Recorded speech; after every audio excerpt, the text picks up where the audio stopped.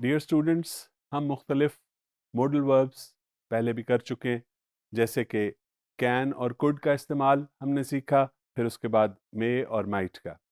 अभी भी हम एक और दो और जो सिमिलर हैं उनको हम मिला के कर रहे हैं। तो जो दूसरे इस वक्त हम दो करने लगे हैं वो हैं मस्ट और should. Both are used for obligations और दोनों को हम इंटरचेंजेबली यूज़ कर सकते हैं मोस्ट ऑफ द टाइम।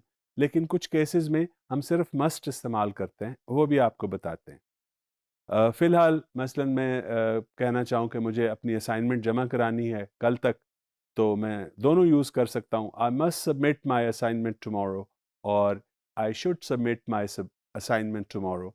दोनों सूरतों में ठीक है क्योंकि ऑब्लिगेशन इससे पता चल रही है।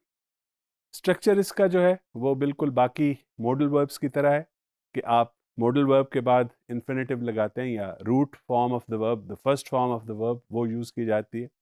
जैसे I must go now, must go, ये इसका स्ट्रक्चर है। नेगेटिव में भी इस्तेमाल हो सकता है। मस्ट नॉट, किसी को ऑब्लिगेटरी तौर पे आप मना कर रहे हो, या शुड नॉट, किसी चीज़ से आप किसी को मना कर रहे हो और वो ऑब्लिगेशन हो, तो तब हम इसको यूज़ कर सकते हैं।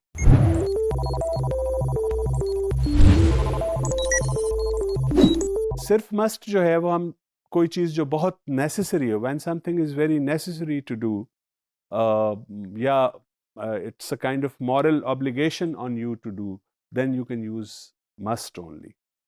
इसकी एग्जाम्पल के तौर पे आप कुछ सेंटेंसेस जो हैं वो देखिए। We must respect elders. It means it is necessary to respect elders.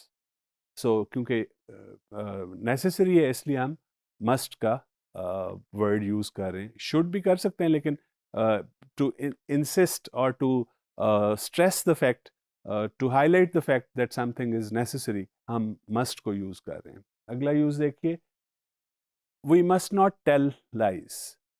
We must not tell lies. It means it is necessary not to tell lies. Next, she must go to the hospital. She is ill. If someone is ill, that someone must go to the hospital.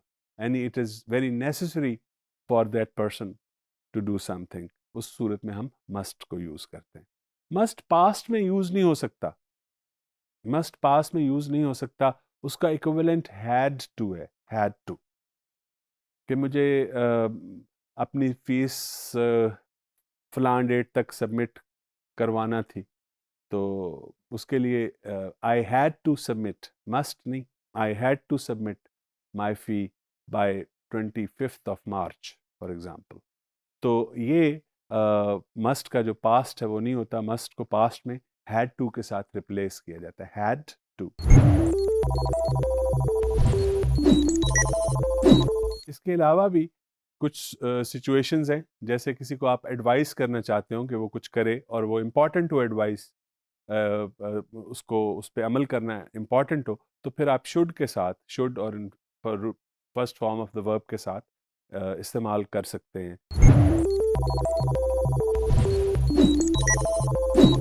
Example में देखिए, you should take medicine regularly. You should take medicine regularly. You are advising someone to take the medicine regularly. आप किसी को नसीहत कर रहे हैं। फिर you should always speak truth.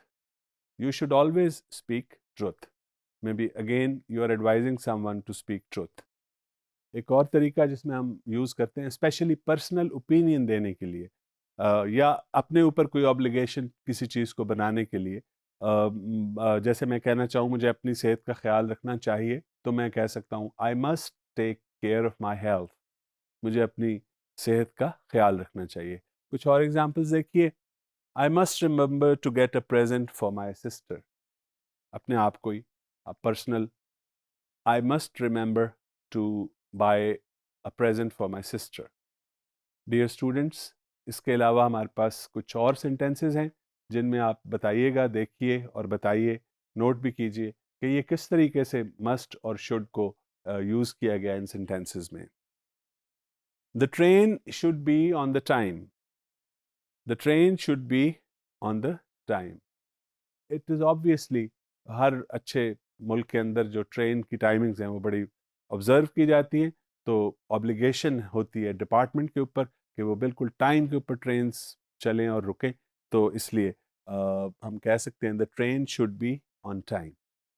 एक और एग्जांपल देखिए, you shouldn't watch the film. ये एडवाइस है, किसी को किसी चीज़ से मना किया जा रहा है। मे बी उसका टाइम है बच्चे का पढ़ने का और वो फिल्म देख रहा है, तो आप उसे कह सकते हैं you shouldn't watch the film. एक और है, बच्चा है किसी को, आप उसे, या स्टूडेंट है, आप उसे कह सकते हैं I think you should do your homework. I think you should do your homework. Obligation है ये, एडवाइस भी है। एक और एग्जांपल देखिए, it's too late, I think you shouldn't do your homework now. अब तो बहुत देर होगी, अब तुम तो नेगेटिव में बताना, इट इज़ नॉट नेसेसरी, ये भी ज़रूरी है बताना। तो फिर आप कह सकते हैं you should not do your homework now, it is already too late. एक और एग्जांपल है, I must cut the grass, it's too long.